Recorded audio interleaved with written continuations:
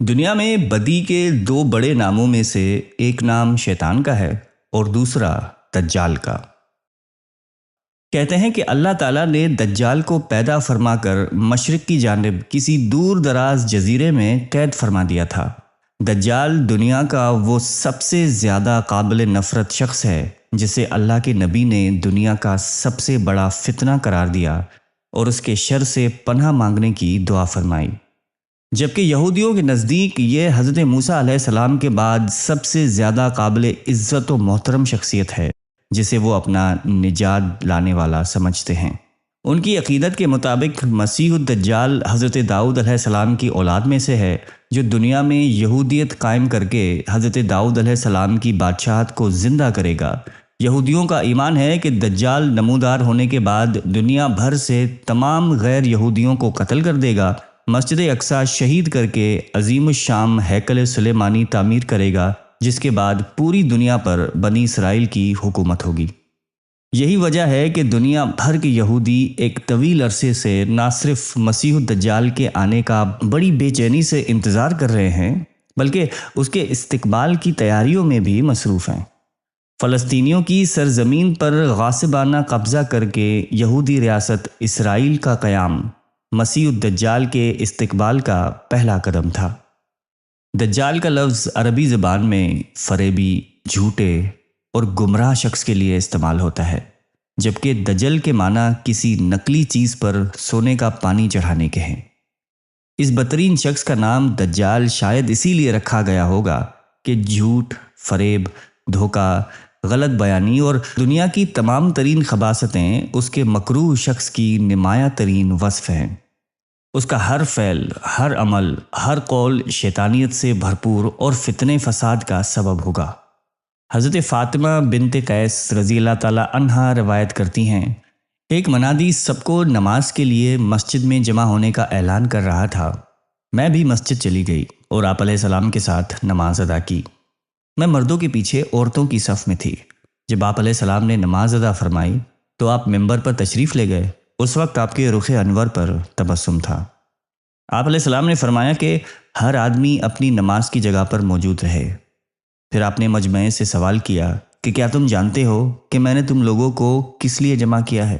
صحابہ کرام نے عرض کیا کہ اللہ اور اس کے رسول بہتر جانتے ہیں۔ آپ علیہ السلام نے فرمایا کہ میں نے تم لوگوں کو اس لیے یہاں اکٹھا کیا ہے کہ نصرانی تمیم داری میرے پاس آئے تھے، انہوں نے بیعت کی اور مسلمان ہو گئے۔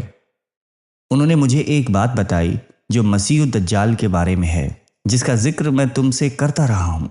اس مسیحی نے بتایا کہ میں 30 مزید لوگوں کے ساتھ ایک بحری بیڑے میں سوار ہوا، لیکن سمندری طوفان کی وجہ سے ہم مہینے بھر سمندر میں بھٹکتے رہے۔ پھر ایک دن ہمارا بیڑا غروب آفتاب کے وقت سمندر میں ایک جزیرے کے کنارے جا لگا۔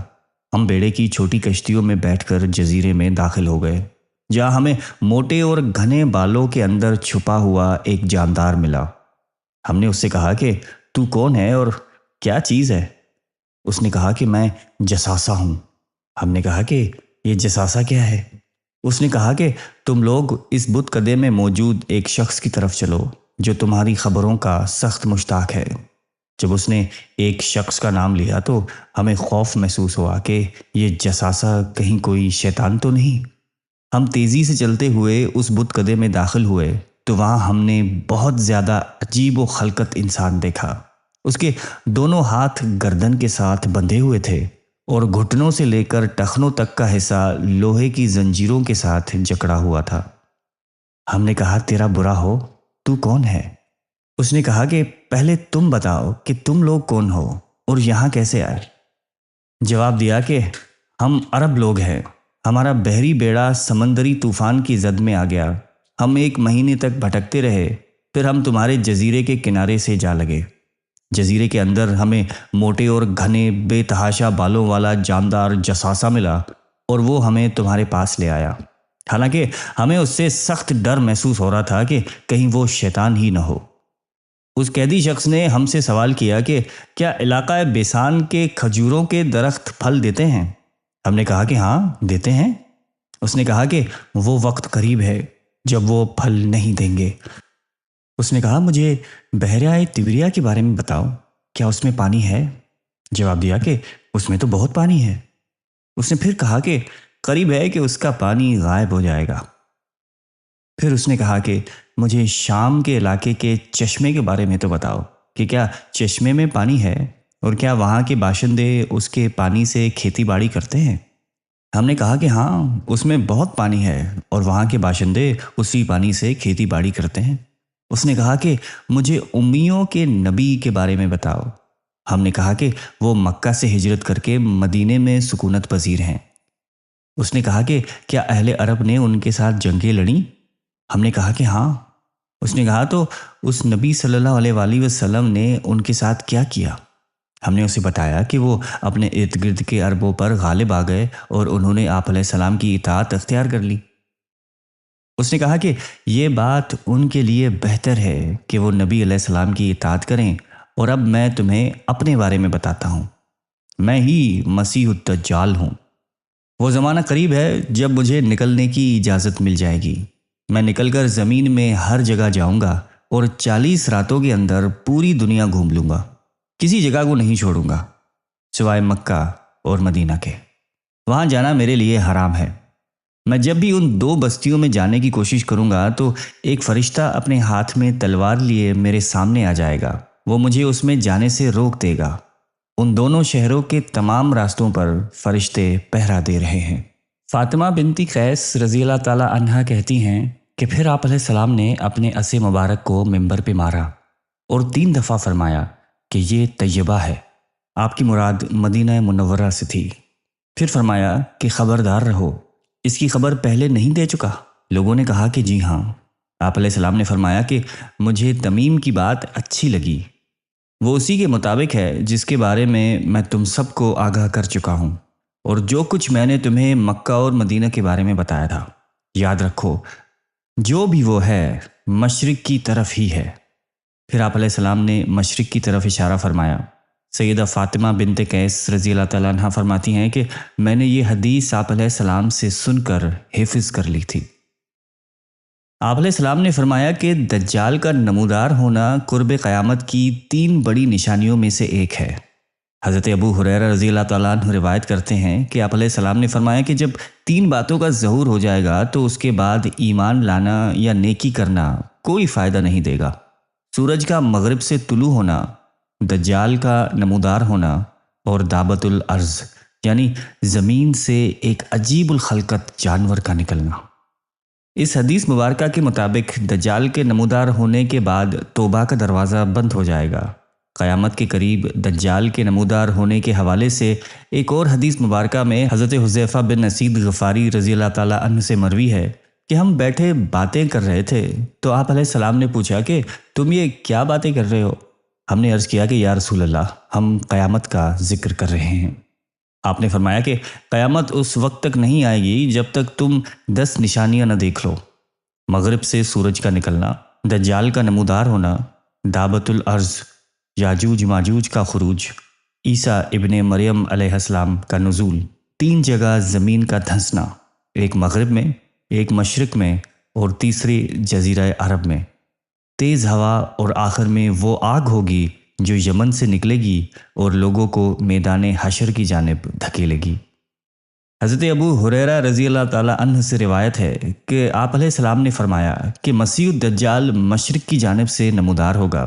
وہ مدینے میں داخل ہونے کے لیے احد پہاڑ کے پیچھے اترے گا، پھر فرشتے اس کا رخ شام کی طرف پھیریں گے۔ آپ علیہ السلام نے فرمایا کہ مدینے پر دجال کا رعب بھی نہیں پڑے گا۔ اس دور میں مدینہ منورہ کے 7 دروازے ہوں گے اور ہر دروازے پر 2 فرشتے ہوں گے۔ آپ علیہ السلام نے فرمایا کہ مدینے کے راستوں پر فرشتے ہیں، اس میں طاعون آ سکتا ہے اور نہ ہی دجال۔ آپ علیہ السلام نے فرمایا کہ کوئی شہر ایسا نہیں ملے گا جسے دجال نے پامال نہ کر دیا ہو سوائے مکہ اور مدینہ کے۔ ان کے ہر راستے پر صف بستہ فرشتے کھڑے ہوں گے جو ان کی حفاظت کریں گے۔ پھر مدینہ کی سرزمین 3 مرتبہ کانپے گی، جس کے بعد ایک ایک کافر اور منافق کو اللہ تعالیٰ وہاں سے باہر کر دے گا۔ صحابہ کرام فرماتے ہیں کہ آپ علیہ السلام نے دجال کے متعلق ایک طویل حدیث بیان کی۔ آپ علیہ السلام نے اپنی حدیث میں یہ بھی فرمایا تھا کہ دجال مدینے کی ایک کھاری شور زمین تک پہنچے گا، اس پر مدینے میں داخلہ تو حرام ہوگا۔ مدینے کے بزرگ ترین لوگوں میں سے ایک بہت نیک شخص مدینے سے باہر اس سے ملنے آئے گا۔ وہ نیک بزرگ شخص کہے گا کہ میں گواہی دیتا ہوں کہ تو وہی دجال ہے جس کے متعلق ہمیں آپ علیہ السلام نے اطلاع دی تھی۔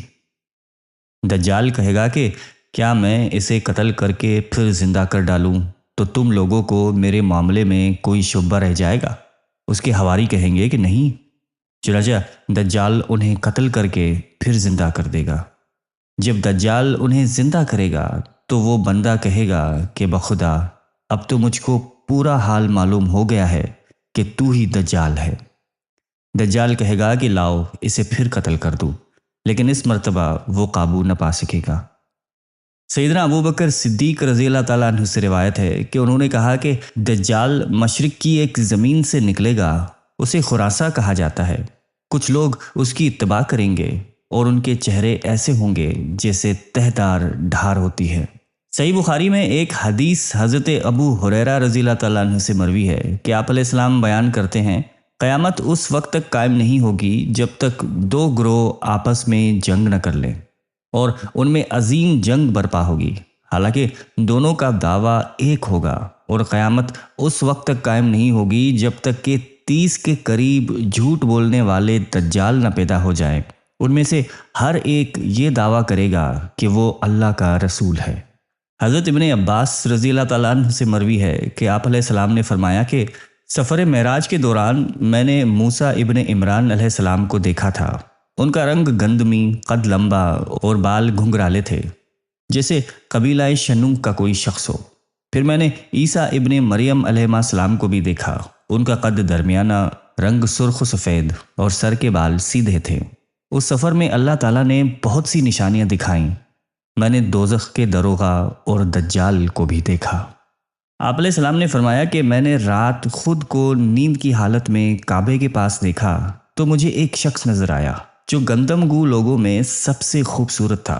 اس کے بالوں کی لمبی لمبی خوبصورت لٹیں تھیں جن میں کنگھی کی ہوئی تھی، اور ان میں سے پانی کے قطرے ٹپک رہے تھے۔ وہ 2 آدمیوں کے سہارے بیت اللہ کا طواف کر رہے تھے۔ میں نے پوچھا کہ یہ کون ہے؟ کہا کہ یہ مسیح ابن مریم علیہ السلام ہیں۔ پھر اچانک میں نے ایک آدمی کو دیکھا، الجھے ہوئے گھنگرالے بالوں والا۔ اس کی دائیں آنکھ کانی تھی جیسے انگور کا ابھرا ہوا دانہ۔ میں نے پوچھا کہ یہ کون ہے؟ تو کہا گیا کہ یہ مسیح الدجال ہے۔ شیطان کی طرح اللہ تعالیٰ نے دجال کو بھی قوانین قدرت میں سے چند چیزوں سے نوازا۔ جب وہ نمودار ہوگا تو اس کے ساتھ مصنوعی جنت اور دوزخ ہوگی۔ حضرت ابو ہریرہ رضی اللہ تعالیٰ عنہ سے روایت ہے کہ آپ علیہ السلام نے فرمایا کیا میں تمہیں دجال کے متعلق ایسی خبر نہ دوں جو کسی نبی نے آج تک اپنی قوم کو نہیں بتائی؟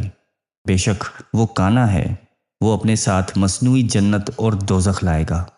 در حقیقت جسے وہ جنت کہے گا وہ آگ ہوگی، اور جسے وہ جہنم کہے گا وہ دراصل جنت ہوگی۔ نیز میں تمہیں اس سے خبردار کرتا ہوں جس طرح حضرت نوح علیہ السلام نے اپنی قوم کو اس سے ڈرایا تھا۔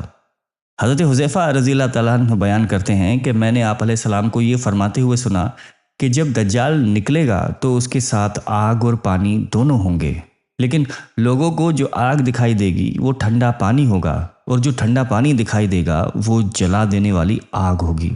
تو تم میں سے جو کوئی اس زمانے میں ہو تو اسے اس میں گرنا چاہیے جہاں آگ ہو، کیونکہ وہ انتہائی شیرین اور ٹھنڈا پانی ہوگا۔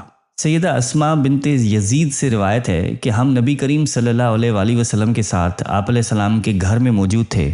آپ نے فرمایا کہ ظہور دجال سے 3 سال قبل آسمان 1/3 پانی اور زمین 1/3 فصل روک لے گی۔ جب دوسرا سال آئے گا تو آسمان 2/3 پانی اور زمین 2/3 فصلیں روک لے گی۔ پھر جب تیسرا سال شروع ہوگا تو آسمان مکمل طور پر اپنا پانی اور زمین مکمل طور پر اپنی فصلیں روک لے گی۔ ٹاپوں والے اونٹ اور کھروں والی گائے، بیل، بھیڑ بکریاں سب ہلاک ہو جائیں گے۔ اتنے میں ادھر دجال پہنچ کر ایک دیہاتی شخص سے کہے گا کہ اگر میں تمہاری اونٹنیوں کو فربا اور دودھ سے بھرے تھنوں کی صورت میں پیدا کر کے دکھاؤں تو کیا تم مان جاؤ گے کہ میں تمہارا رب ہوں؟ وہ کہے گا کہ ہاں بالکل۔ اس کے بعد شیطان اس شخص کے اونٹوں کی شکل اختیار کرے گا تو وہ شخص دجال کے پیچھے لگ جائے گا۔ اسی طرح وہ دجال ایک اور شخص سے کہے گا کہ اگر میں تمہارے باپ، بیٹے اور تم اپنے خاندان کے جن لوگوں کو پہچانتے ہو سب کو زندہ کر دوں تو کیا تم یقین کر لو گے کہ میں تمہارا رب ہوں؟ وہ کہے گا کہ ہاں بالکل۔ پھر دجال شیطانوں کو ان لوگوں کی شکل میں پیش کر دے گا۔ اس طرح وہ بھی دجال کے پیچھے چلا جائے گا۔ اس کے بعد آپ علیہ السلام باہر تشریف لے گئے اور گھر میں موجود سب لوگ رونے لگے۔ جب آپ علیہ السلام واپس آئے تو ہم سب رو رہی تھیں۔ آپ علیہ السلام نے پوچھا کہ تم لوگ کیوں رو رہی ہو؟ میں نے کہا کہ اے اللہ کی رسول، آپ علیہ السلام نے دجال کے متعلق جو کچھ بھی بیان فرمایا اسے سن کر رونا آ گیا۔ ایک روایت میں ہے کہ انہوں نے عرض کیا کہ آپ علیہ السلام نے دجال کا ذکر فرما کر ہمارے دلوں کو ہلا دیا ہے۔ اللہ کی قسم، میری اہل کی ایک لونڈی ہے، جب وہ آٹا گوندتی ہے تو بھی اپنا کام پورا نہیں کر پاتی کہ بھوک کی وجہ سے ٹوٹنے لگتی ہے۔ ایک اور روایت میں ہے کہ جب ہم آٹا گوندتے ہیں تو ابھی روٹی پکنے بھی نہیں پاتی کہ ہمیں بھوک لگنے لگتی ہے، تو اس وقت ہم کیا کریں گے؟ آپ علیہ السلام نے فرمایا کہ اس وقت اہل ایمان کو کھانے پینے کے بجائے تکبیر و تسبیح اور تمہید پر کفایت کرنی چاہیے۔ پھر آپ علیہ السلام نے فرمایا کہ تم لوگ مت رو، کیونکہ اگر میری موجودگی میں دجال کا ظہور ہو گیا تو میں اس کا مقابلہ کر لوں گا، اور اگر میرے بعد ہوا تو ہر مسلمان کا خلیفہ اللہ تعالیٰ خود ہوگا۔ ایک مرتبہ آپ علیہ السلام نے خطبے میں دجال کے متعلق تفصیل سے گفتگو میں فرمایا کہ اللہ تعالیٰ نے جب سے اولاد آدم کو پیدا فرمایا ہے، زمین میں دجال سے بڑا فتنہ ظاہر نہیں ہوا۔ اللہ تعالیٰ نے جس نبی کو بھی مبعوث فرمایا اس نے اپنی امت کو دجال سے ضرور ڈرایا۔ میں آخری نبی ہوں اور تم آخری امت ہو۔ اگر وہ میری موجودگی میں ظاہر ہوا تو تم سے پہلے میں اس کا مقابلہ کروں گا، اور اگر میرے بعد ظاہر ہوا تو ہر شخص اپنا دفاع خود کرے گا، اور اللہ تعالیٰ ہر مسلمان کا مددگار ہے۔ وہ شام اور عراق کے درمیان ایک راستے پر ظاہر ہوگا اور دائیں بائیں فساد پھیلائے گا۔ اللہ کے بندوں، ثابت قدم رہنا، میں تمہیں ایسی علامات بتاؤں گا جو مجھ سے پہلے کسی نبی نے نہیں بتائیں۔ ابتدا میں دجال کہے گا کہ میں نبی ہوں اور میرے بعد کوئی نبی نہیں۔ پھر دوسرا دعویٰ کرے گا کہ میں تمہارا رب ہوں۔ وہ کانا ہے، اس کی آنکھوں کے درمیان پیشانی پر کافر لکھا ہوا ہے، جسے ہر مومن شخص پڑھ لے گا۔ اس کے ساتھ اس کی مصنوعی جنت اور دوزخ ہوگی۔ اس کا جہنم حقیقت میں جنت اور جنت اصل میں جہنم ہوگی۔ جو شخص اللہ سے فریاد اور سورہ کہف کی ابتدائی آیات پڑھے گا اس کے لیے وہ ٹھنڈی اور سلامتی والی بن جائے گی، جیسے حضرت ابراہیم علیہ السلام کی آگ بن گئی تھی۔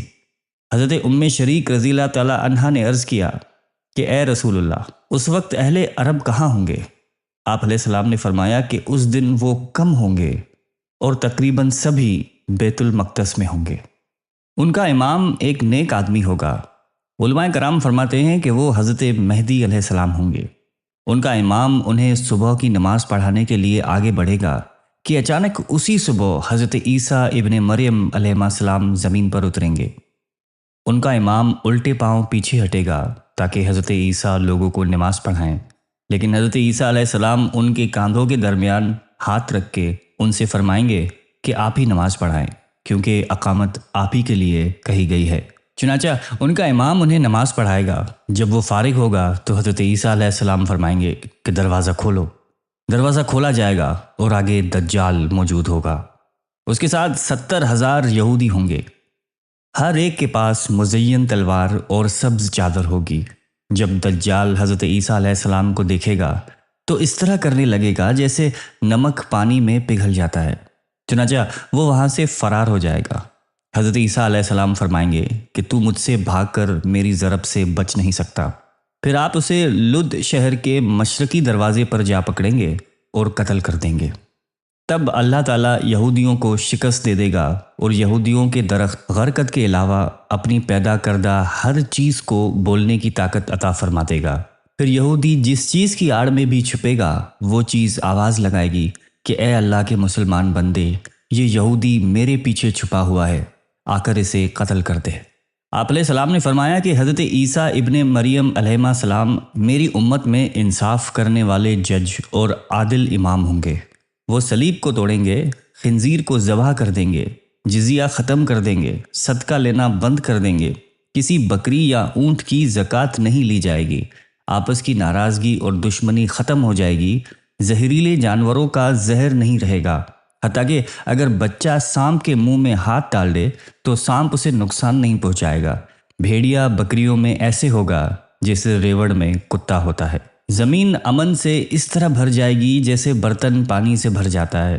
سب لوگ متحد ہوں گے، اللہ کے سوا کسی کی عبادت نہیں کی جائے گی، جنگ نابود ہو جائے گی، قریش سے حکومت چھن جائے گی، زمین چاندی کے تھال کی طرح ہو جائے گی، اس کی پیداوار حضرت آدم علیہ السلام کے زمانے کی پیداوار کی طرح ہو جائے گی۔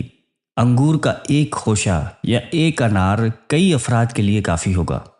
بیل زیادہ مال کے بدلے اور گھوڑا چند درہم میں مل جائے گا۔ صحابہ نے عرض کیا کہ یا رسول اللہ، گھوڑا سستا کیوں ہو جائے گا؟ آپ علیہ السلام نے فرمایا کہ اس پر جنگ کے لیے سواری نہیں کی جائے گی۔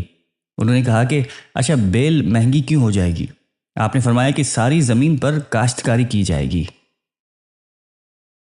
مسلم ممالک کو آپس پہ لڑانا، ان کے اتحاد کو پارا پارا کرنا، سیاسی اور ملکی اختلافات کو دشمنیوں میں تبدیل کر کے امت میں انتشار پیدا کرنا، معاشی معاملات کو سود در سود گردنوں تک جکڑ دینا، بااثر طبقے کی بڑی تعداد کو ڈالر کی چمک کی عوض خرید لینا، نوجوان نسل کو اچھی تعلیم، بہتر روزگار، پرامن ماحول اور آرائش بھری زندگی کا تصور دے کر ان کی سوچ، ذہن اور صلاحیتوں کو اپنا غلام بنا لینا، مسلم ممالک میں امن و امان کی فضا اس حد تک خراب کر دینا کہ باصلاحیت اور اہل افراد خود ملک چھوڑنے پر مجبور ہو جائیں۔ IMF، ورلڈ بینک اور یہودی مالیاتی اداروں کے ہاتھوں مسلمانوں کے مالیاتی، معاشی، سیاسی اور تجارتی نظام کو گروی رکھ دینا۔ نیز الیکٹرانک میڈیا اور آرٹیفیشل انٹیلیجنس کے ذریعے فحاشی اور عریانیت کے ہتھ کنڈوں سے مسلمانوں کے تہذیب و تمدن اور دینی اقتدار کو تباہ و برباد کر دینا در حقیقت ان دجالی قوتوں کی ہی سازش ہے۔ آپ علیہ السلام نے فرمایا کہ جس مسلمان نے سورہ کہف کی پہلی 10 آیات حفظ کر لیں وہ دجال کے فتنے سے محفوظ کر لیا گیا۔ حضرت ابو ہریرہ رضی اللہ تعالیٰ عنہ سے روایت ہے کہ آپ علیہ السلام نے فرمایا کہ جب تم تشہد سے فارغ ہو جاؤ تو 4 چیزوں سے پناہ مانگو: جہنم کے عذاب سے، قبر کے عذاب سے، زندگی اور موت کی آزمائش سے، اور مسیح الدجال کے شر سے۔ اللہ تعالیٰ مجھے اور آپ کو شیطان اور دجال کے شر سے محفوظ رکھے، آمین۔